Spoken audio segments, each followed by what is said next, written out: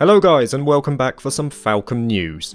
There's a bunch to get through, but first I do want to give a shout out to VIII, the artist who worked on my new YouTube banner. He was brilliant to work with, and as you can see, his work is impeccable. Give him a follow. I also want to thank Hansuke and Juan once again in particular, as a lot of this information is translated and provided by them. With those shout outs out of the way, let's move on to the news. So let's start with the merchandise. There were some bromide paper samples going around for S-Craft cut-ins from Hajimari no Kiseki, though I wasn't able to pinpoint the source. But hey, they look pretty sick and maybe someone can track them down. Those who are frequent visitors to the Falcom subreddit may have also noticed a post from Tunafish for pre-orders of acrylic charm sets. Now, at the time of the initial post, they weren't accepting any orders from the UK, most likely due to the political situation with Brexit, but they did eventually manage to find a workaround, and they must have done well because as of the time of recording, they have sold out. Moving over to our friends at Pinbox now, and they look to be teasing some items as well. They put out a picture for what appeared to be a pin of Joshua. Now, I'm not so sure what they have planned, but definitely something to keep an eye on here. Now, if small things aren't really your cup of tea, that is definitely what she said, you can always visit the likes of Jikuchu, where you can find Cold Steel 4 and Hajimari tapestries, and though they are good for sure, I would say the one item from Dengeki is better than all of them, a tapestry of Risha from the 2021 Falcom calendar. You might want to be quick with this one, I'll be surprised if it's not sold out soon. Finally, we move on to updates for the Trails figures that we have mentioned in the past few months or so. QuestQ have since updated interested onlookers stating that the Altina and Elisa figures are now in production, and Kotobukiya have gone one step further, showing us some prototype images of the Altina figure they are working on. Yes, I wish they put Clam Soleus in the design as well, but it still looks very nice, and there's no doubt that I will be pre-ordering it when that goes up. It feels like Falcom are bringing out all the stops lately.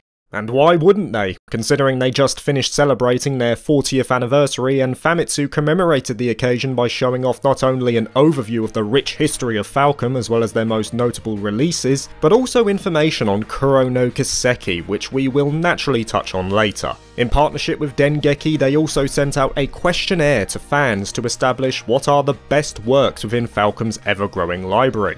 It was such a popular event, in fact, that the poll was extended all the way till the end of March, though the results were announced in a livestream from Dengeki, which, like Famitsu, was celebrating the anniversary. In here, they showed off that Risha tapestry we mentioned earlier. I dare say some lucky bugger got that as a lottery draw win, but they also announced the results of the questionnaire, compiling all those responses to establish not only the first game that fans played, but also the best song and character.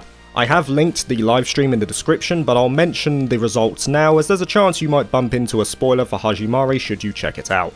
So first of all, they announced the first game that was played by the majority of fans, or at least the people who answered the questionnaire. Taking the bronze medal was Ys 1, silver went to Cold Steel 1, and the gold went to, well, pretty obvious, Trails in the Sky first chapter. I'm not really surprised here, they're pretty much the entry points for most fans in the case of Trails at least. I was a bit taken aback at Ys 1 considering that those games are generally more standalone, but Falcom's an old school company, they've got fans who have been around for years. Next, they moved on to the fans' choice for best song, and this time I was fairly surprised. In third place, it was the ending theme for Sky first chapter, second was the opening theme tune for Ys 2, and in first place came the opening theme from Sky's second chapter. But that's the beauty of it, even though they wouldn't be my personal choices, people's tastes are wildly different and I can definitely appreciate the songs themselves. There was a little bit of solace on my side though, because two of my favourites did manage to make it into the top 5. That being Sunshine Coastline from Ys 8 and Blue Destination from Cold Steel 2. You know what, let's flip a coin. Heads is Blue Destination, tails is Sunshine Coastline. Tails. Fine, we're playing Sunshine Coastline for the rest of this segment. Enjoy.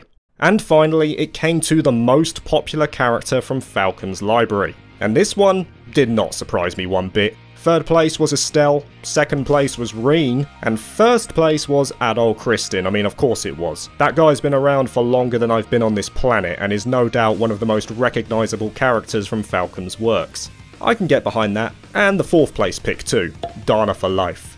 Now, it wasn't all just Kondo chilling and doing interviews in celebration of Falcom's achievements. They also released wallpapers to recognise the occasion, sending them out as part of the monthly Falcom mail. And they also stuck up some merchandise specifically for the 40th anniversary, cups and a unique B2 tapestry image. Though I will not show that because of Hajimari spoilers. There is one there, trust me. It truly was a time for Falcom to enjoy and bask in their glory, and, you know, they fully deserve it. Not only had they reached a notable milestone of their own by being in business for 40 years, but their Q1 financial results were very strong even with their generally optimistic forecasts. They generated 440 million yen in the first quarter, which is not only 46% higher than what they had at the same time last year, but it also meant they were 88% towards their half-yearly target of 500 million yen, which as a standalone exceeds their 5-year average. And it appears that Falcom are willing to flex that financial muscle a bit more, because in the Dengeki livestream, right near the end, they also announced that Trails of Cold Steel is going to get an anime adaptation due for a 2022 release. Considering up to this point the only thing we have is the memeable anime of Sky, I'm pretty excited for this, and I think in the long run it's going to be another avenue for new fans to enter the series too. What is interesting though is that this will feature an entirely new cast of characters. It's not centering around Class 7, which is not the approach I expected, but hey, they must have something in mind here, and it gives them a lot more room with the story itself. As quoted by Kondo directly, he says that, after some deliberation with the other creators, they decided to steer the narrative more towards the lands that didn't have coverage during the games. So maybe that means we're going to explore what happened in the west of Zemuria during the first half of Cold Steel, for example, which means that we'll get references to Class 7 and their actions during the Civil War, but they'll probably just appear at sporadic moments, which will make said appearances even more special in my mind. I quite like the premise, it just remains to be seen how they'll execute it. On to the games now, and let's start with the mobile platform first. So VIII now has a trial app available if you want to give it a go, and some concept art was also shown off along with a trailer of what to expect. I don't care for mobile games, I never have, but it's there if you want to give it a go. What I will say though is play VIII, because that game is pretty good. Trails is also getting dragged into some more collaborations, this time with VIII, which according to them is a strategic turn-based battle game, and it seems to be fairly popular. Trails fans might now have a reason to give it a go because it's dragging in the likes of Reen, Risha, Yuna and Lloyd as mercenaries that can be used in the battles. And the artwork has a really endearing style to it. Yeah, endearing. That's the word, right? Moving back to the main series now, Zero and Ao no Kiseki Kai got a Switch release in Korea courtesy of Clouded Leopard, which we have known about for a while now, and that came out on the 25th of February. But this time the Western fanbase wasn't left completely in the dust, as during New Game Expo, which took place on the 4th of March, it was officially announced that Cold Steel 4 would be coming to PC on April the 9th, which is the same release date as the Switch version, and pretty much the same thing they did with Cold Steel 3.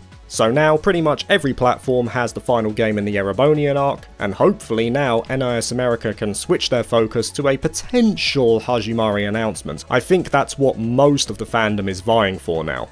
I wouldn't get my hopes up for it happening this year though, if history is to continue in trend. Just my personal thoughts though, maybe I'm being a bit too pessimistic. Now let's move over to Falcom themselves, and one of the new releases, or let's say remasters, that they have planned for this year. Nayuta no Kiseki Kai was given a release date for the 24th of June, and it didn't take long for various retailers to put up their unique pre-order bonuses. The likes of Army went ahead with their acrylic stands like they normally do, Amazon Japan gives a poster, Wonder Goo offer 3 separate bonuses, I imagine they leave that choice to the buyer, and Falcom of course have their own pre-order bonus, but they have yet to reveal it to us. I'm thinking another metallic poster, but Falcom might surprise me. And to be honest, the metallic posters are sick anyway. On top of that, anyone who pre-orders Nayuta no Kiseki Kai, no matter which retailer, will also get the full soundtrack, which we caught a glimpse of about 2 weeks ago. And this is similar to what was done with Hajimari no Kiseki.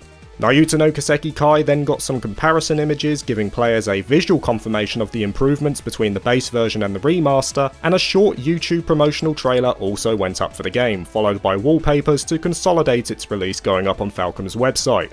It must have had a positive effect because Nayuta was 3rd on Amazon JP's pre-order list from the 8th of February to the 14th, and hopefully those numbers continue on strong until its release. Right, and now we move on to Kuro no Kiseki. I understand that some people will want to avoid spoilers, but this is a bit different from Hajimari because we're effectively all in the same boat since Kuro is wiping the slate clean. Here's the timestamp if you want to skip it, but there aren't really any spoilers to be honest.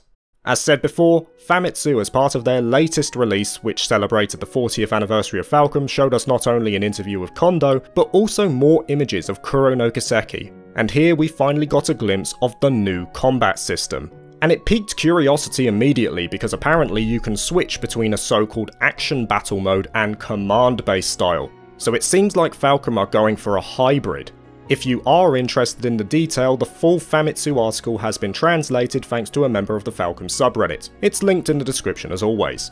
Kondo also confirmed the new capital city of the Calvard Republic, Edith, delved in a bit deeper to the role of Spriggans, confirmed the return of characters, not by name mind you, but he did so pointing to some promotional art that we've had for a while now. But most strikingly, at least in my mind, he states that he wants to finish the Trail series before the 50th anniversary of Falcom. Now, I don't know what to make of this because it was 15 years only like 10 months ago. As long as Falcom don't rush the end of the series, then I don't mind too much, but we'll get a more lucid idea of where we stand as the games continue to release.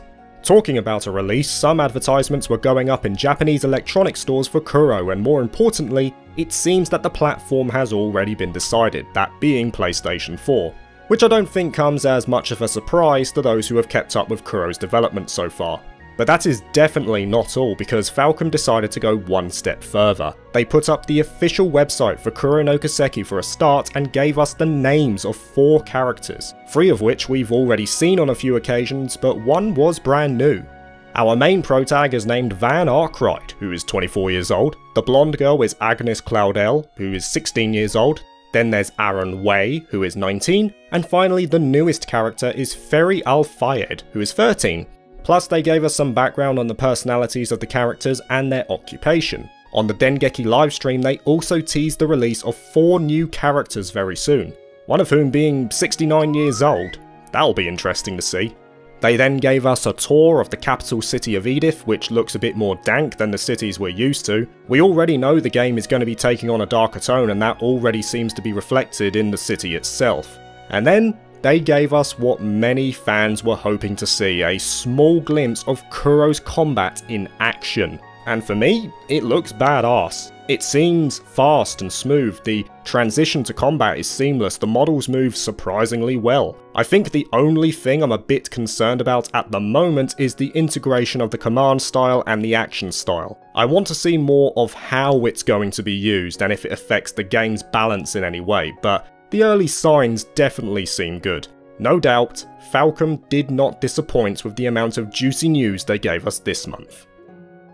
And that is it guys, our February and a little bit of March roundup is complete. I wanted to hold the release of the news video this month because I knew there was a fair chunk of information coming out after February, so I didn't want to jump the gun. Might as well just stuff it all into one. As a result though, there probably won't be a news video for March because there won't be much to cover, but don't worry, I'll keep everything wrapped up and consolidate it for April.